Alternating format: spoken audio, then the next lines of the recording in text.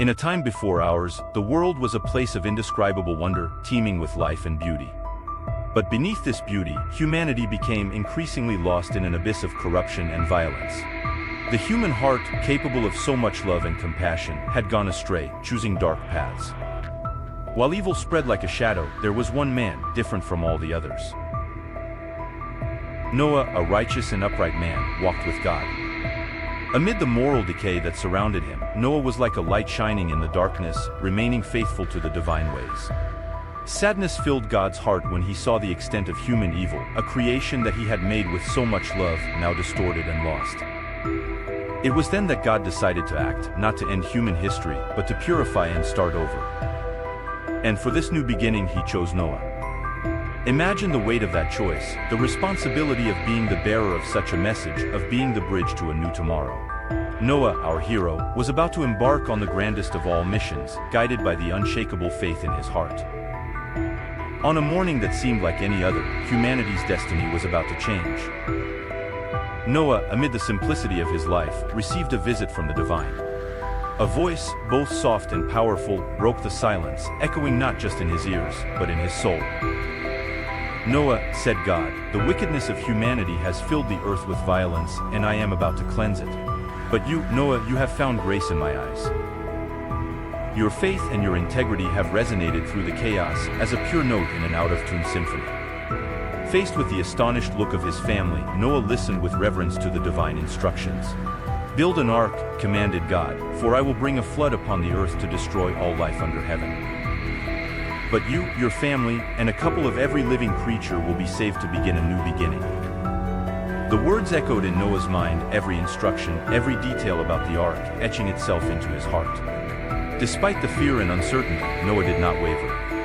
I will do everything as you commanded me, he replied, his voice firm, his determination unshakable. As Noah began work, news of his venture spread quickly.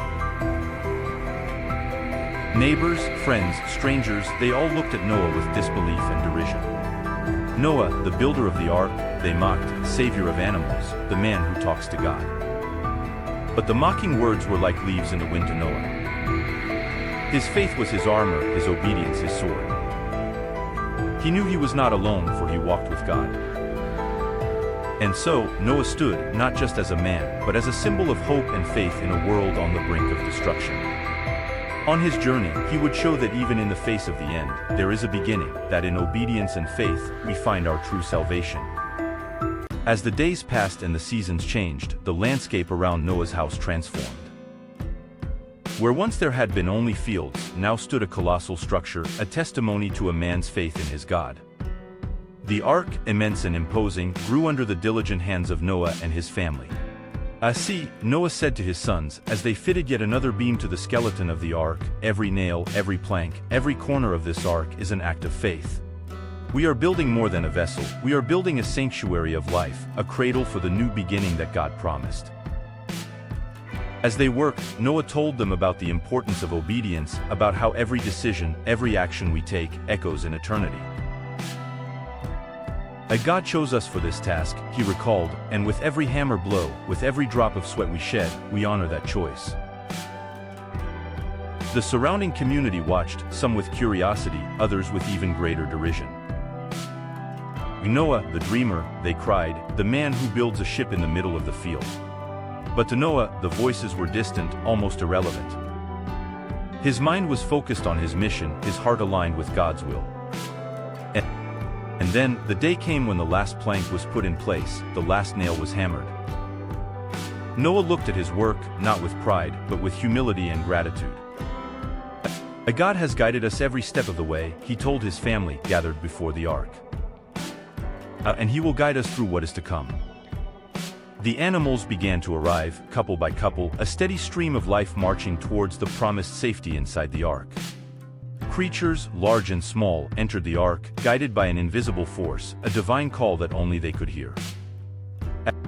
As dusk unfolded into a tapestry of dark clouds, the world fell silent, as if holding its breath in the face of the unknown.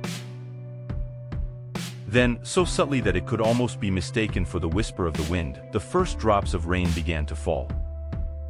Light drops, almost hesitant, but soon united into a powerful chorus, announcing the beginning of the flood. Noah, inside the ark, watched through a crack, his heart calm despite the storm that raged outside. "This rain," he said, turning to his family, "is the cleansing promised by God. It is the end of a world that has gone astray, but also the prelude to a new beginning. Our faith is the beacon that will guide us through this storm." The rain increased, turning into an impenetrable veil of water, swallowing the earth, covering hills and mountains. The ark, this fortress of wood and faith, began to rise, floating on the fury of the waters that claimed the land for themselves. Outside, the world Noah had known disappeared beneath the waves, a grim reminder of the price of disobedience and corruption. But inside the ark, there was peace. A deep peace, sustained by the certainty that, even in the deepest waters of desolation, God's grace was a safe shelter. For 40 days and 40 nights, rain descended on the earth, a continuous curtain of purification. And then, as suddenly as it had begun, the rain stopped. Silence, a silence filled with promise and hope, enveloped the ark. Noah, with a contemplative look, knew that the journey was far from over. "And now," he murmured, "we await God's will to reveal to us the reborn land, the land that awaits us." As the flood waters began to recede, a new world slowly emerged from the depths. The mountains of Ararat, now islands of hope in the vast sea that covered the earth, welcomed the ark, a sanctuary of life in a world reborn. Noah, with his heart full of expectation, knew it was time to find out if the earth was ready to welcome its inhabitants again. He sent a raven, which flew away, disappearing into the horizon, finding nowhere to land. Then, with hands that shook slightly, he released a dove through the ark's window, a sign of peace sent to explore the new world. The return of the dove, with a verdant olive branch in its beak, was a moment of deep emotion for Noah and his family. That leaf wasn't just a sign of dry land, it was a message from God, a sign that life, with all its resilience and beauty, had prevailed over devastation. "See," said Noah, holding the branch before his teary eyes, "this is the sign that God has not forgotten us. It is the promise of a new beginning, proof that even after the greatest of storms, there is hope for those who remain faithful." When the dove did not return after being sent a second time, Noah knew it was time. Reverently, he opened the great door of the ark, allowing sunlight to flood inside for the first time in many months. He and his family descended, stepping onto solid ground, each step a prayer of gratitude. Noah looked up at the sky, where clouds were parting to reveal a pristine blue, and he knew now was the time to honor God's promise. He built an altar and offered sacrifices, each ascending flame carrying his gratitude and his renewed commitment to live according to the divine will. With the earth finally dry and life about to flourish in its renewed splendor, Noah, together with his family, faced the dawn of a new era. Before them, the rainbow stretched across the sky, a luminous bridge between the divine and the earthly, between past promises and future fulfillments. "This rainbow," said God to Noah, "is the sign of my covenant with you and with all living creatures. A promise that I will never again use the waters of a flood to destroy life. As long as the earth exists, sowing and harvest, cold and heat, summer and winter, day and night will not cease." Noah, faced with the grandeur of this promise, knelt, humble, the earth still damp beneath his knees. "Lord," he replied, "your mercy guided us through the waters, your strength sustained us in the ark. Now your promise lights our path. May our existence be a reflection of your grace, may our lives be built on obedience and praise to you." Noah's family, witnesses of this sacred moment, joined together in worship, their hearts filled with gratitude. The sacrifice offered on the altar, the first after the flood, ascended to the heavens, a sign of renewed communion between God and humanity. And so, the covenant was sealed, not just with words, but with the heart and soul of Noah, a man who, with his unshakable faith, had become the foundation of a new world.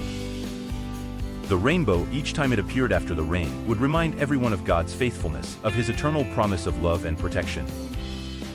In a world recently emerged from the waters of the flood, humanity found itself at a crossroads in history.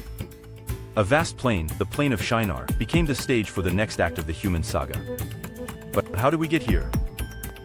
Our story begins with the lineage of Noah, the righteous man who sailed the tumultuous waters to give humanity a second chance. In Ham and Japheth, the three sons of Noah became the pillars on which the new world would be built. From them descend the peoples and nations spread across vast and diverse lands. Each branch of his descent marked the beginning of a new era, an era of unity. But among these descendants, one would stand out, a powerful warrior, a builder of cities, a leader among men, Nimrod. Nimrod, the first powerful warrior on earth, not only hunted beasts but also dreams and ambitions. Under his reign, cities emerged, including Babel, on the plain of Shinar. It was a unified world, without linguistic or cultural borders, a humanity with a single purpose. But what drives humanity to build a tower that reaches the heavens? What was the true desire behind this monumental ambition? The answer takes us to the heart of what it means to be human. The search for meaning, for transcendence, for leaving an indelible mark on the fabric of time.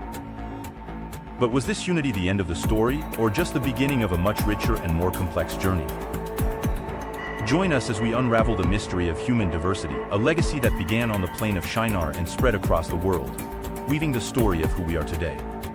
In the vast plain of Shinar, an unprecedented project was taking shape. Men and women, united by a common purpose, began building a city and a tower that would touch the heavens. It was an expression of boundless ambition, an attempt to reach the divine, a monument to humanity itself. Using burnt bricks for stone and bitumen for mortar, they not only built a physical structure, but wove the dream of a collective identity that would defy time and space. Let us make a name for ourselves, so that we will not be scattered over the face of the whole earth, they said, revealing a deep desire for unity and permanence. But what is human ambition in the eyes of the divine? Is a tower that seeks to touch the heavens a gesture of boldness or a search for meaning beyond the earth?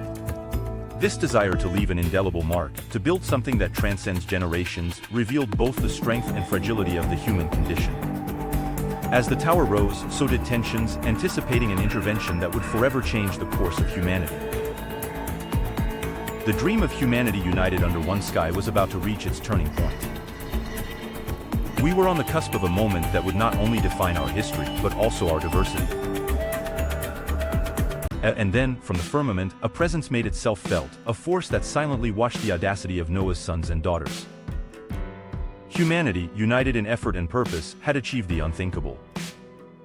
But in the eyes of the Creator, what did this heaven-defying tower mean? It was time for divine intervention. Let us go down and confuse their language there, so that they do not understand one another, was the decision that echoed through heaven and earth, a decree that would irreversibly alter the course of human history. An action to remind humanity of its origins and limits. With the confusion of languages, the unity that existed between peoples evaporated like mist in the sun. The tower, symbol of their joint ambitions, remained unfinished, a monument to their boldness and pride. Communication, once fluid and unifying, it has now become a tangle of misunderstandings.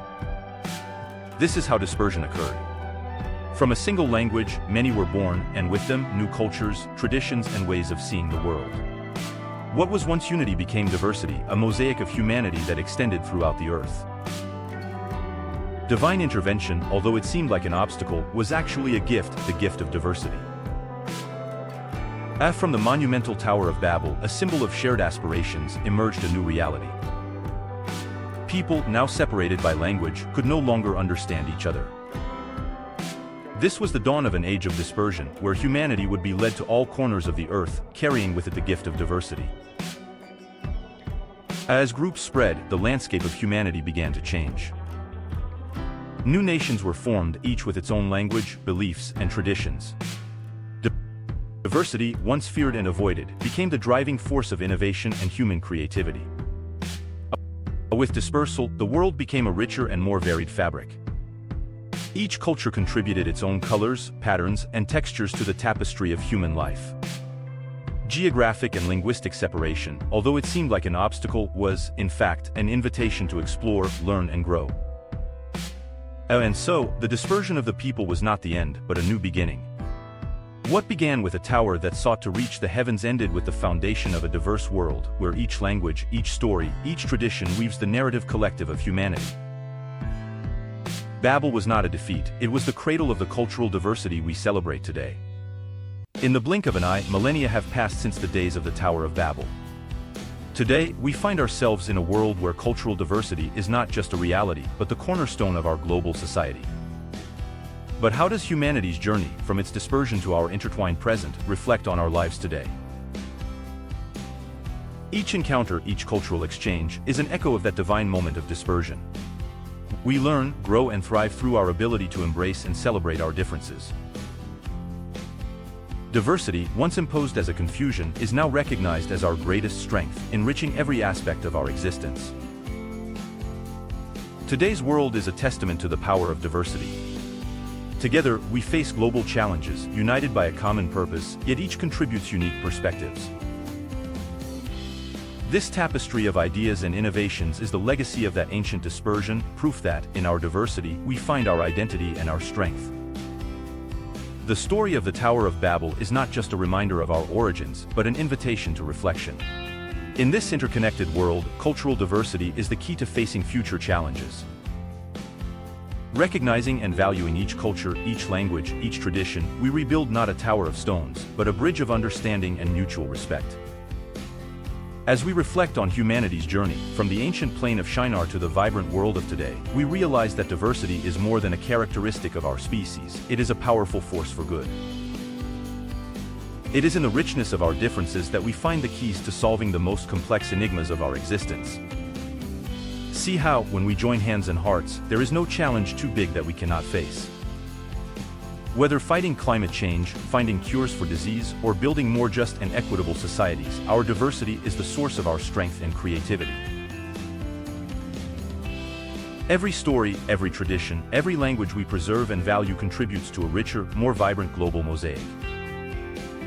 Recognizing diversity as a divine gift is to fully embrace humanity's potential to build a future in which all can thrive. Therefore, as we move forward, let us do so not as isolated inhabitants of scattered nations, but as members of a single human family, rich in diversity, united in purpose. May the story of the Tower of Babel inspire us to build not just stone monuments, but bridges of understanding and bonds of love. Together, we can reach the sky not with towers, but with our collective dreams and aspirations.